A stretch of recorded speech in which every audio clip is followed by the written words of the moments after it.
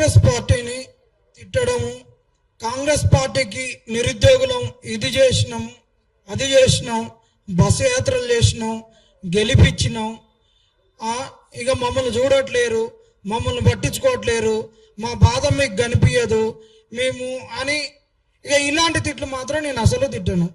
అవసరం లేదు.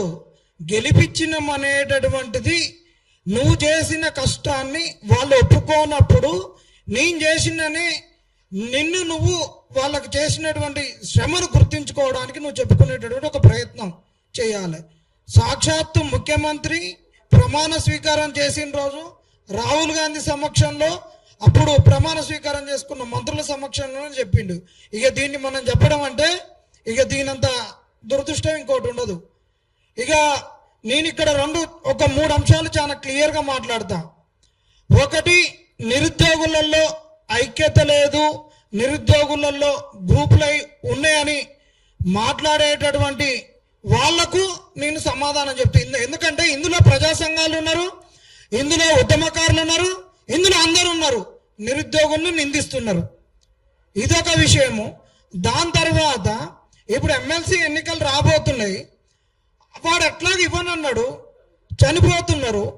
ఇది తెలంగాణలో చనిపోవడం, తన జీవితాన్ని అర్పించుకోవడం అనేటటువంటిది ఇది ఎప్పటి నుంచో వస్తుంది. ఎందుకంటే దానికి ఒక చారిత్రక కారణాలు ఉన్నాయి. ఎందుకంటే ఇక్కడ ఆకలి చావులు ఉన్నాయి కాబట్టి, అన్నం లేకుండా చనిపోయేటోళ్ళు కాబట్టి, అదే ఇక్కడ బౌద్ధ జైనాలు ఇవన్నీ మతపరంగా సల్లేఖనాలు ఇవన్నీ ఉన్నాయి కాబట్టి ఈ గడ్డ ఇంకొకరిని చావకుండా, ఇంకొకరిని చంపకుండా, అరాచకం చేయకుండా తన జీవితాన్ని అర్పించుకుంటూ ఈ ప్రభుత్వాలకు ఒక మొరపెట్టేటటువంటివి అది మన జీన్స్లో ఉంది కాబట్టి అది వస్తున్నది. ఇవి పోతందుకు మనం ఏం చేద్దామని మాట్లాడాలి. ఈ చెప్పుకుంటూ అసలు ఈ కాంగ్రెస్ పార్టీని చావులు అవుతున్నా కానీ వాళ్ళకి ఎట్లాగా చలనము ఉండదు. ప్రభుత్వాలు ఎప్పుడైనా ప్రభుత్వము తన ఆలోచన విధానం ఏముంటుంది, తన ఆలోచన విధానానికి ఒక రాజ్యాంగం అనేటప్పుడు ఉన్నప్పుడు వాళ్ళు ఏ విధంగా పనిచేస్తారు అనేది మేము మాట్లాడుతూ, ఎమ్మెల్సీ ఎన్నికలు దగ్గర వస్తున్నాయి కాబట్టి అసలు ఈ ప్రభుత్వానికి మనం ఎన్నికలలో ఏం చేయాలి, ఎట్లా అనేది 3 అంశాల గురించే మాట్లాడతాం. 3 అంశాలు కూడా 3-4 నిమిషాలలోనే క్లోజ్ అవుతాయి. ముఖ్యంగా ఇవాళ నిరుద్యోగులు అందరూ గ్రూపులు అయినాయి, సంఘాలు అయినాయి, ఈ పార్టీలకు అడిపోయారు, ఆ పార్టీలకు అడిపోయారు అంటున్నారు కదా. ఆ రోజు ఎన్నికలప్పుడు మరి ఎవరు కూడా యూనివర్సిటీల దగ్గరికి ఎక్కువ వెళ్ళలేదు. నేను అట్లానే యూనివర్సిటీలు చిన్న చూపు చూడట్లేదు.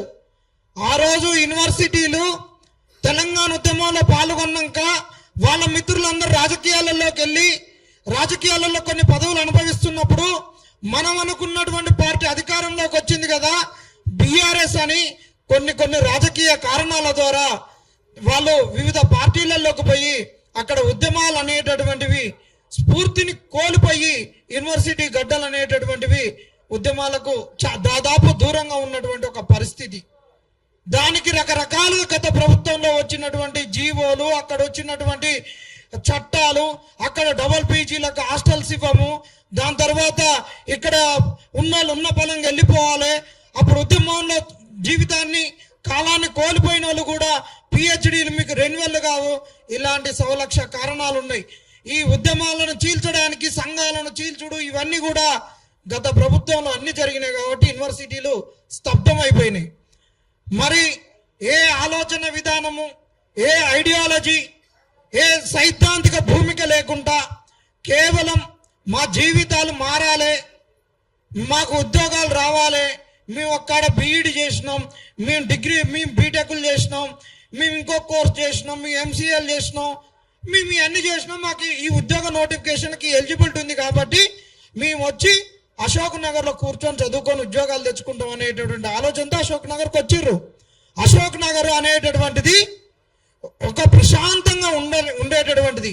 ఉస్మానియా యూనివర్సిటీలో ఉద్యమాలు జరిగేటప్పుడు, కాకతీయ యూనివర్సిటీలో ఉద్యమాలు జరిగేటప్పుడు అక్కడ ఉంటే ఎప్పుడు డిస్టర్బెన్స్ అవుతుంది, మేము చదువుకోలేము కాంపిటేటివ్ ఎగ్జామ్ కానీ అందరు అశోక్ నగర్కి వచ్చి చదువుకునేటటువంటి వాళ్ళు. అలానే అశోక్ నగర్కి వచ్చి చదువుకునేటప్పుడు పేపర్లు లీక్ అయినాయి. లీక్ అయినప్పుడు 10 సంవత్సరాలలో ఫస్ట్ 5 సంవత్సరాలలో వ్యతిరేకత రాలేదు. దానివల్ల రెండోసారి వచ్చినటువంటి పేపర్ లీకులు, రెండోసారికి విపరీతమైన నిరుద్యోగ వ్యతిరేకత పెరగడము, మిగతా సెక్టార్లలో ముఖ్యంగా రైతులలో దాని తర్వాత టీచర్స్లలో కొంతమంది ఇంకా కొన్ని ఈ 3 సెక్టార్లలో వ్యతిరేకత పెరగడం వల్ల నిరుద్యోగులు ముందుకొచ్చారు, కదిలిరు, గెలిపించారు. మరి అన్ని సిద్ధాంతాలు ఉన్నోళ్ళు, సైద్ధాంతిక భూమికల మీద కొట్లాడేటోళ్ళు, లేసే రౌండ్ టేబుల్ సమావేశాలు పెట్టేటోళ్ళు, బహుజనవాదం వర్ధిల్లాలనేటోళ్ళు, ఒక రాజకీయం ఆల్టర్నేటివ్ రాజకీయం రావాలి, ప్రజాస్వామ్యాన్ని కాపాడుకోవాలనే యూనివర్సిటీలే ఆగమైపోయినప్పుడు ఏ సైద్ధాంతిక భూమిక లేకుండా ప్రభుత్వాన్ని మార్చడానికి ముందుకొచ్చి మా మీద కేసులు పడ్డా మా జీవితం ఏంది, ఉద్యోగాలు వస్తాయో రావా అనేటటువంటి దానిని కూడా మనసులో పెట్టకుండా ఆ ప్రభుత్వం గద్దె దిగితే కానీ మాకు ఉద్యోగాలు వస్తాయని వచ్చినటువంటి నిరుద్యోగులల్లా ఏ విధంగా ఐక్యత ఉంటది, ఏ విధంగా ఒక ప్రెజర్ గ్రూప్ గా వీళ్ళు సర్వైవ్ అవుతారు, ఈ ప్రెజర్ గ్రూప్ ఉంటదని ఈ రోజు మాట్లాడేటటువంటి జర్నలిస్టులకైనా, కొంతమంది ఉద్యమకారులకైనా, కొంతమంది సామాజిక వేత్తలకైనా ఆ రోజు మీకు కనిపించలేదా? ఒక నిరుద్యోగుల్ని ఒక ప్రెజర్ గ్రూప్ గా పెడదామని మీకు ఎందుకు ఆ రోజు సోయలేదు? ఎందుకు మీరు ఆ రోజు ఎందుకు వీళ్ళని యూనిటీగా ఉంచలేదు?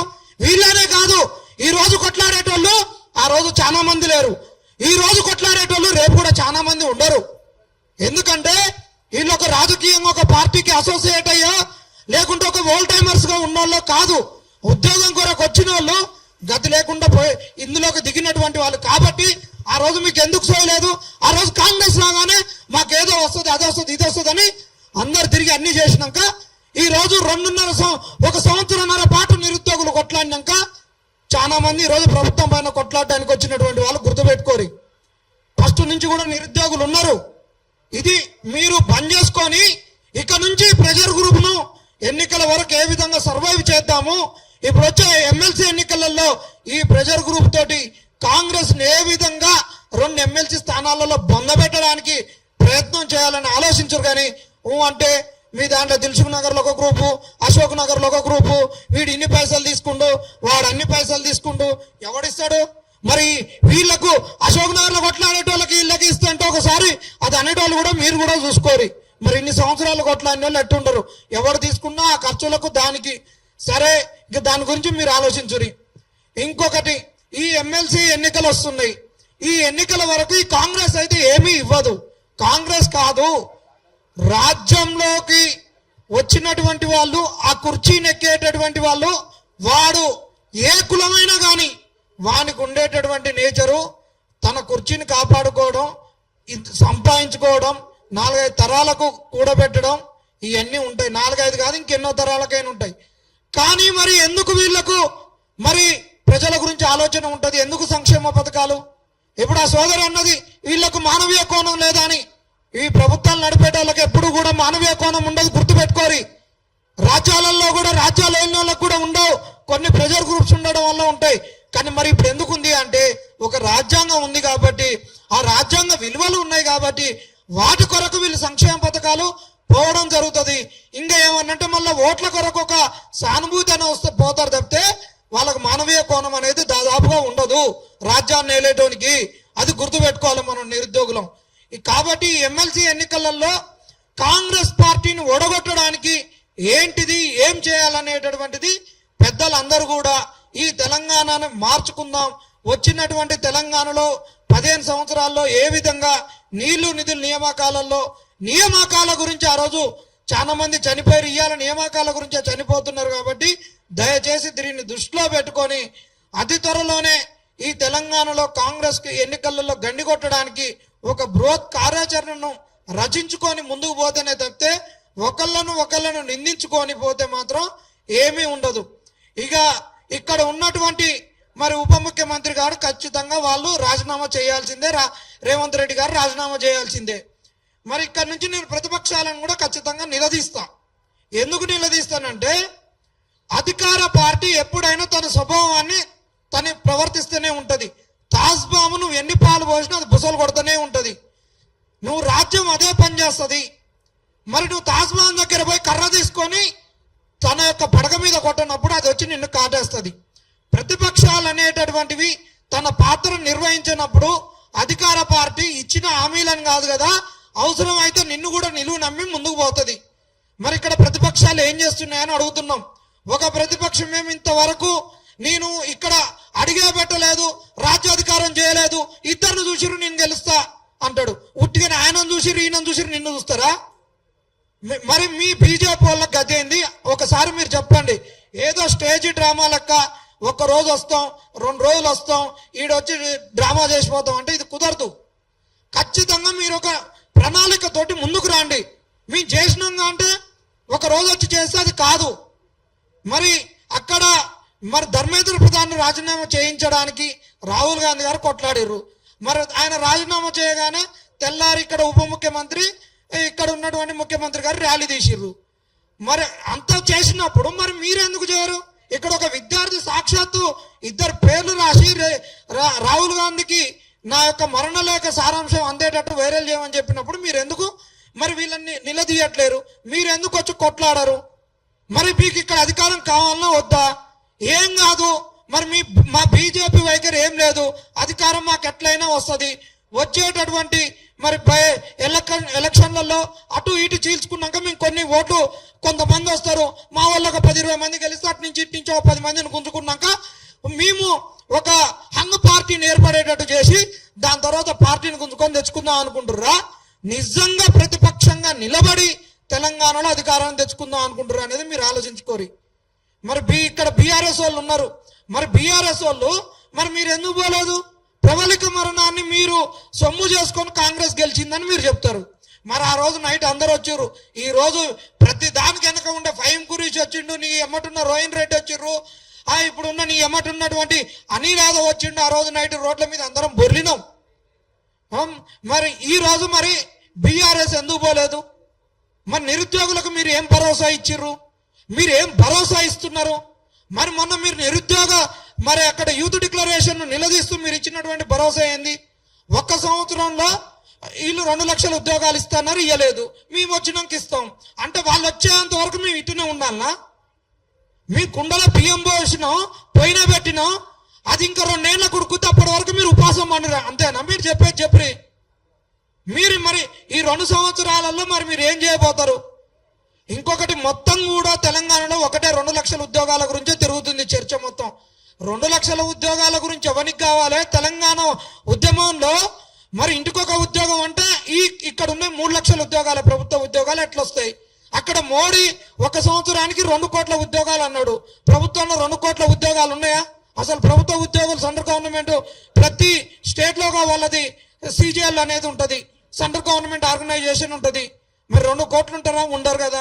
2 కోట్లు అన్నా ఇంటికొక ఉద్యోగం అన్నా ప్రభుత్వ సెక్టర్ ప్రైవేట్ సెక్టర్ లో ఉద్యోగాలు రావడం, అది ఆర్గనైజ్డ్ గా ఉండడం, గవర్నమెంట్ లెక్క ఒక భరోసా ఉండడం, భరోసా వాని బతుకు మంచిగా ఉంటే ఇంకొకరిని బతుకు మారేటట్టు వాడు ఉద్యోగం చేస్తాడు. మరి దీని గురించి ఎందుకు మాట్లాడరు?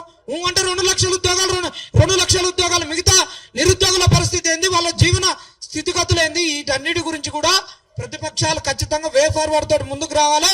మరి ఎన్నికలలో ఇప్పుడు వచ్చే ఎమ్మెల్సీ ఎన్నికలలో మరి అక్కడ రాహుల్ గాంధీ, ప్రియాంక గాంధీ యూత్ డిక్లరేషన్ ఇచ్చి ఎన్నికలకు వచ్చిర్రు. ఇంకొక సంవత్సరం ఇప్పుడు నవంబర్లో రిజిస్ట్రేషన్స్ స్టార్ట్ అవుతాయి, మార్చిలో ఎలక్షన్స్ ఉంటాయి, మార్చి ఎండింగ్ వరకు రిజల్ట్ వస్తుంది.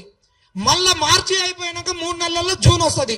జూన్ తర్వాత ఉండేది ఎంత 1 సంవత్సరం ఉంటుంది.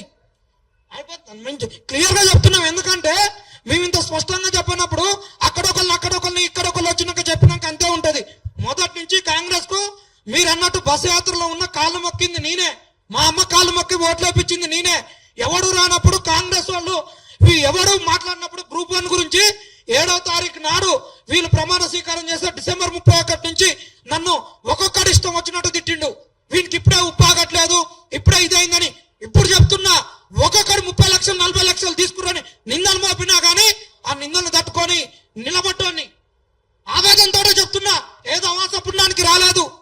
ఒక పిహెచ్డి చేసినోని, ఒక సైద్ధాంతిక భూమిక ఉన్నోని, ఈ తెలంగాణ రాజకీయాన్ని, ఈ అస్తిత్వాన్ని వంట పట్టించుకున్నాను కాబట్టి చెప్తున్నా.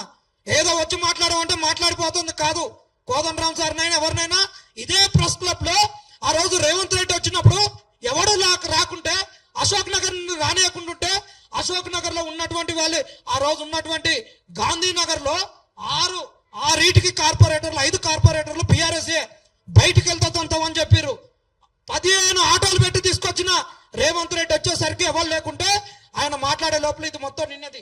అంత కష్టపడ్డాము, దేనికి ఆశించాలి మేము, అందుకే చెప్తున్నాం. కాబట్టి మీరు ఈ ఉద్యోగాల గురించి నిజంగా ఈ కాంగ్రెస్ పార్టీ ఇన్ని దించడానికి మీరు ప్రయత్నమేనా? ఈ తెలంగాణలో నియామకాల పైన మీ చర్చలు ఏంది? ప్రతిపక్షాలు ఖచ్చితంగా రావాల్సిందే. జూన్ తర్వాత ఏమున్నా సార్, ఎలక్షన్ ఇయర్ లోకి పోతాం. 1 year లోనే ఎలక్షన్స్. 2027 అంటే 28 జూన్ కు మనకు ఇక ఎలాంటి భారీ స్కీములు ప్రవేశపెట్టే అవకాశం ఉండదు. అందుకనే చెప్తున్నాం, ఈ ఎలక్షన్ లో ఈ సెమీఫైనల్స్ అప్పుడే మీ వైఖరి తేలాలని ఈ ప్రతిపక్షాలను కూడా నిలదీస్తున్నాం. ఈ అవకాశం ఇచ్చినటువంటి పెద్దలకు, ఈ ఆర్గనైజేషన్ కు ధన్యవాదాలు తెలియజేసుకుంటున్నాం.